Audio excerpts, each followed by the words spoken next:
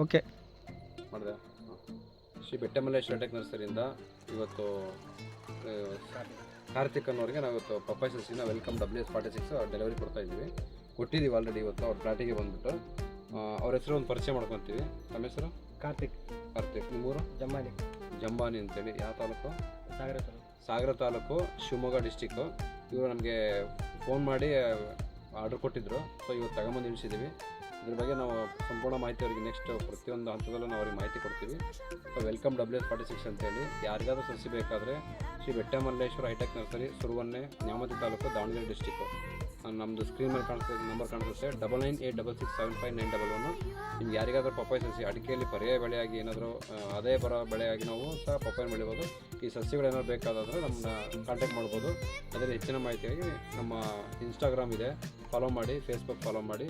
ಅದೇ ರೀತಿ YouTube channel ಇದೆ, ಶ್ರೀ ಬೆಟ್ಟಮಲ್ಲೇಶ್ವರ ಹೈಟೆಕ್ ನರ್ಸರಿ ಅಂತೇಳಿ. ಅದನ್ನು ಸಬ್ಸ್ಕ್ರೈಬ್ ಮಾಡ್ಕೊಳ್ಳಿ. ಧನ್ಯವಾದಗಳು.